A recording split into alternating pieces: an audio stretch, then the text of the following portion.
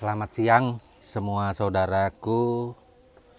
Pada hari ini kita akan mengetes bilah parang untuk sembelih dengan mandau mandau yang ada. Makan jagung dulu.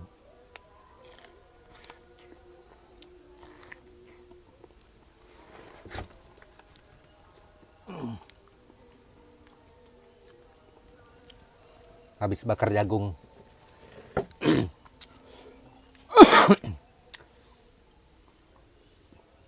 Jadi ini pesanan dari saudara kita di Pulau Jawa. Kalau tidak salah, beliau ini berdomisili di daerah Cilacap. Ya, mohon maaf kalau salah, Cilacap. Empu memang tidak menyebutkan namanya. Beliau meminta membuat sebuah parang mungkin ini, atau golok ya lain juga sih ya, seperti ini, seperti contoh yang dikirim untuk sembelih. Nah, mungkin untuk sembelih hewan kurban seperti kambing atau sapi. Tapi dari ukuran yang ada yang dikirim kemarin itu panjangnya sekitar 35 cm. Nggak tahu ini berapa nih. Ukur dulu. Ini ya panjangnya kurang lebih 35 juga, sesuai contoh yang ada, mirip itu. Kalau sama saya rasa nggak sama. Beda nih. Nah, ini belum diasah sepenuhnya sampai ke sini. Ini baru di matanya saja diasah, karena yang saya perlukan pada hari ini, bilah ini mengetes kekuatan serpuhnya dulu. Kalau masalah tajamnya itu saya anggap itu enteng, tinggal kita mengasahnya sesuai kebutuhan sesuai kebutuhan kita. Nah, jadi jangan tertipu dengan parang atau jenis apapun yang potong kertas, potong ini segala macam, karena lading dapur juga bisa seperti itu. Yang paling utama itu serpuhan dulu, setelah itu baru tinggal tergantung mengasahnya. Itu kita mengetesnya di kayu dulu. Mungkin ini ada kayu ulin. Ini ulin. Ulin ini adalah kayu besi. Tuh. Nah. Nggak ada rusak sama sekali matanya. Kemudian kita mengetes ke tanduk atau tulang nih. Kita tes di sini. Kalau di sini kan nggak mungkin nih masih dipakai. Sisanya nih. Tuh.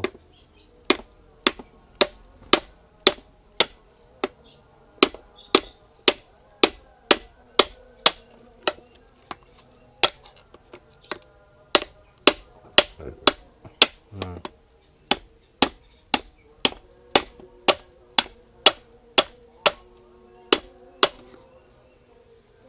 Kita melihat matanya apakah peot apa ataukah enggak, masih mulus tuh. Nah, ini belum tajam 100%. Kenapa? Kalau dibuat tajam 100% dulu, ketika kita mengetes matanya rusak kan rugi. Kalau dia belum terlalu tajam gini, kalau seumpamanya kita mengetes ke kayu ulin, tulang atau tanduk rusak, kita nggak terlalu jauh capeknya. Kita tinggal memperbaiki ulang, serpuh ulang, kemudian tes lagi sampai sukses. Setelah sukses baru kita asah tajam. Jadi seperti itu untuk menguji sesuatu. Nah, ini tahan kayu, tahan tulang juga. Nah, ini sudah dilihat langsung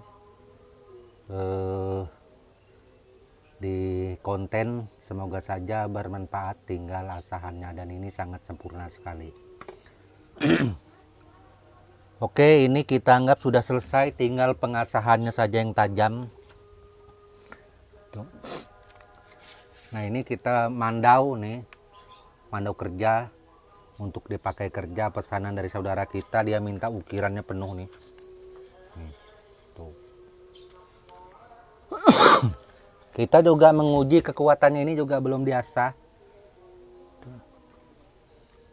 kita menguji ke kayu ulin atau kayu besi. Nah,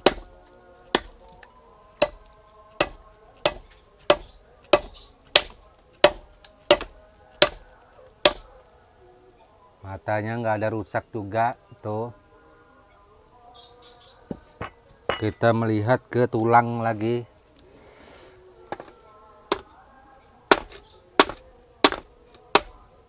Kita tes.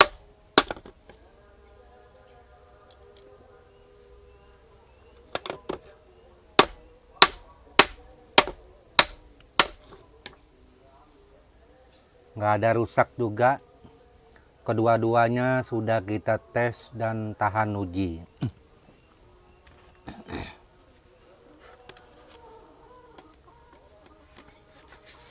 Nah, ini mandau yang akan dikirim hari ini ke Pulau Jawa juga, pesanan saudara kita. Dengan ini mudahan sempat, karena ini lagi gagangnya dibuat dari kayu ulin, pesanan saudara kita dari Pulau Jawa juga.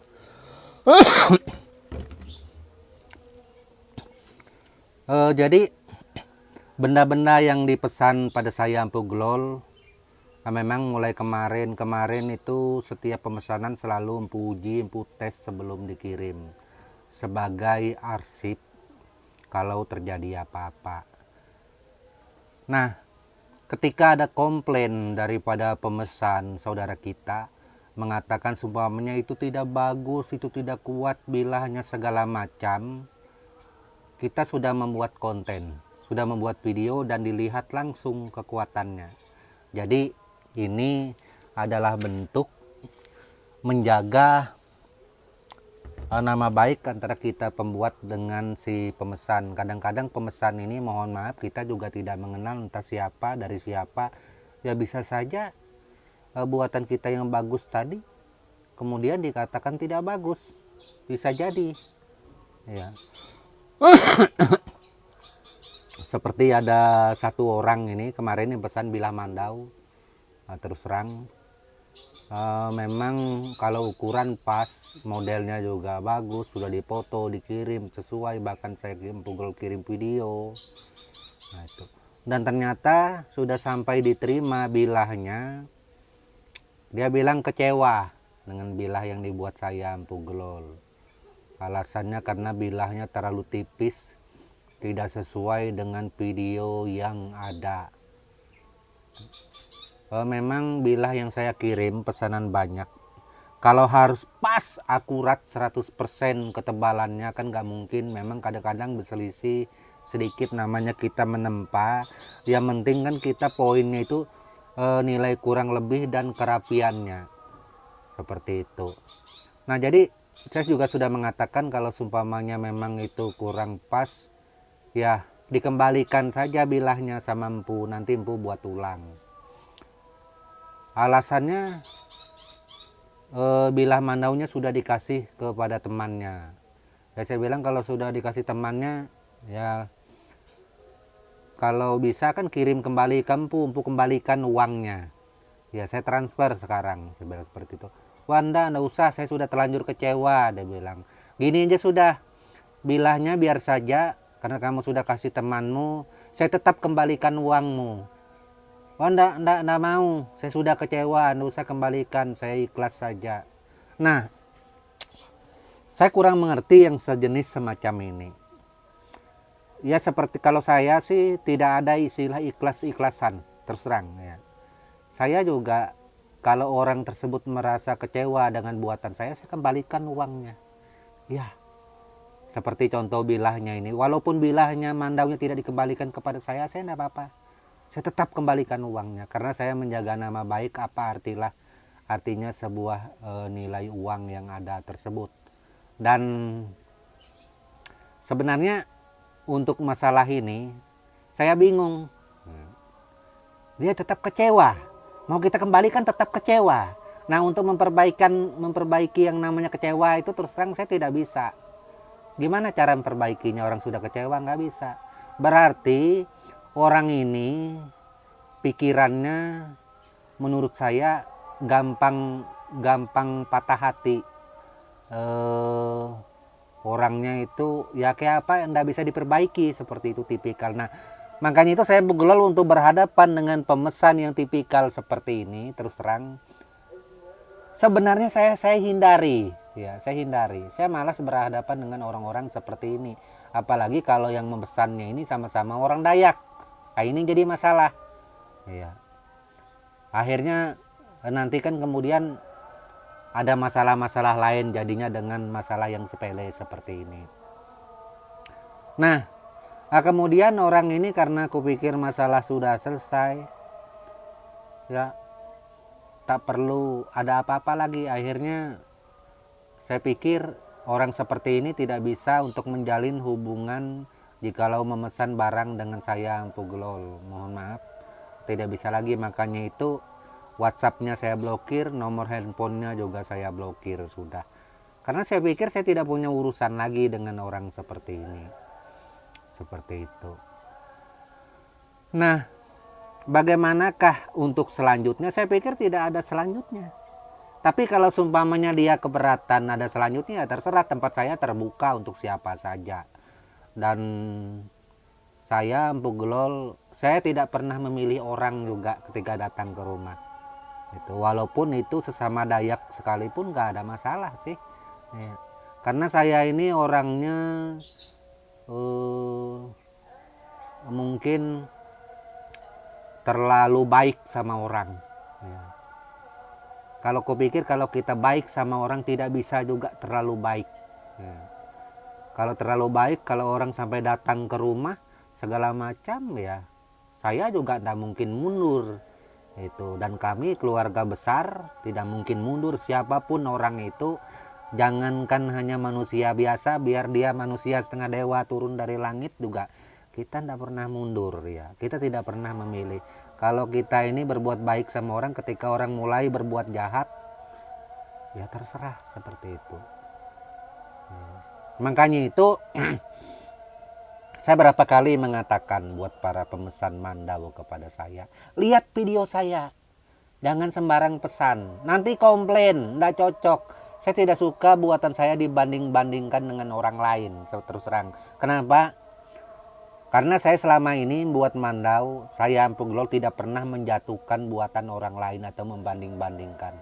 Buatan saudara saya banyak, sesama Dayak dari Kalimantan Tengah, dari Kalimantan Barat, dari Kalimantan Selatan. Saya tidak pernah mengganggu buatan mereka. Tidak pernah. Karena saya pikir saya tidak terlalu penting dengan urusan orang lain seperti itu. Dia mau jual berapa-berapa, dia mau membuat seperti apa, terserah. Jangankan orang luar daerah saya, sesama saya dari Kalimantan Timur juga, saya tidak pernah mengganggunya seperti itu. Tetapi seringkali justru saya sering kena hal-hal buruk yang menimpa, seperti ada kemarin itu yang mengklaim bahwa ukiran yang saya buat itu adalah ukiran dari sukunya. Bahkan mengancam mau datang ke rumah. Saya tunggu sampai detik ini nggak ada datang ke rumah. Ya, mari kita, katanya mau berdebat. Jangankan berdebat, ya berkelahi juga saya mau. Ya, tidak pernah saya itu mundur orangnya. Saya Empu Gelol kalau sudah jahat sama sekali. Itu jeleknya sifat saya. Kenapa?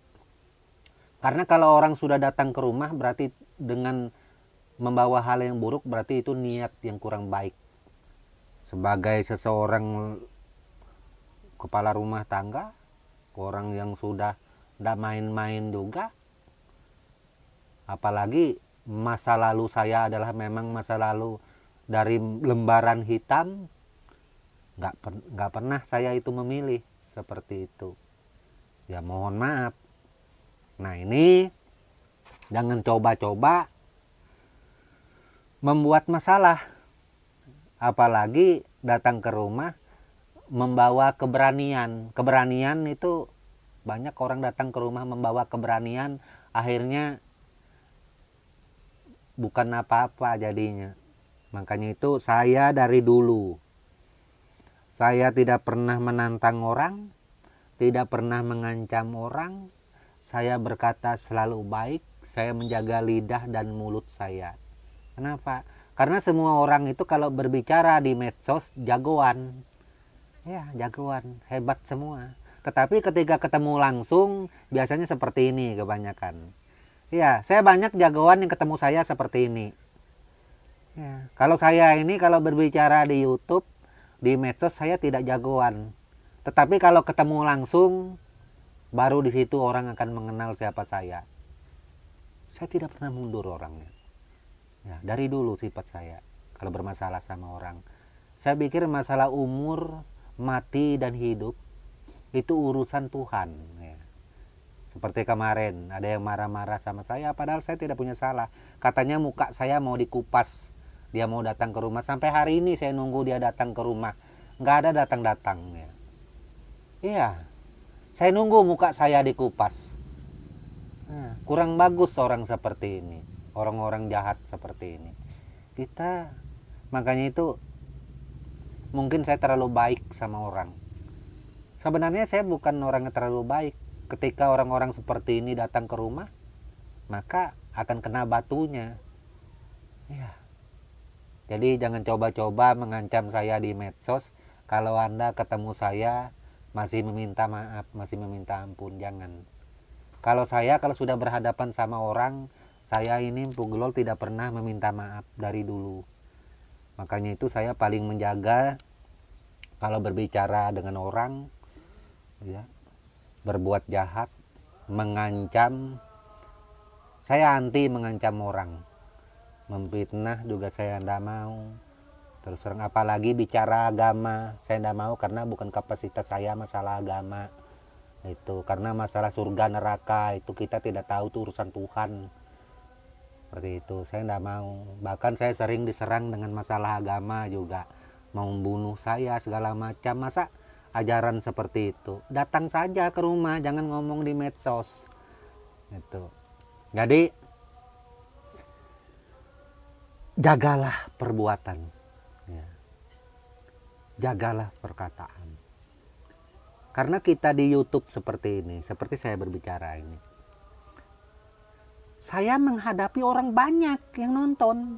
Entah itu siapa di situ kita tidak tahu, dari anak kecil, anak muda, orang tua, dewasa, orang berpangkat segala macam, bahkan instansi pemerintahan. Ya, makanya itu bahasa kita harus kita jaga dengan baik kepada semua orang. Itu. Janganlah, wah, pas kebetulan suara masjid ini. Ya. Jadi intinya baik sama orang. Saya juga orangnya tidak pernah memandang dia suku apa. Kalau memang baik ya baik, seperti itu. Dan rumah saya tetap selalu terbuka untuk siapapun, bagi yang baik, bagi yang ingin ke rumah. Tetapi rumah saya tetap terbuka juga bagi yang merasa jagoan. Ya. Benar, terbuka juga bagi yang merasa jagoan, bagi yang merasa hebat untuk uji nyali sama saya, tetap terbuka. Iya. Dan tidak perlu tantang-tantangan di medsos, datang saja ke rumah. Wah, saya sulit mencari rumah empu, tunjukkan aja wajah saya. Ya. Saya sudah berapa kali berpesan, tunjukkan saja wajah saya. Itu tanyakan ke orang-orang, pasti banyak yang mengenal saya. Ya. Itu. Intinya satu, mohon maaf kita tinggalkan yang itu. Intinya tidak perlu berbicara keras sama orang.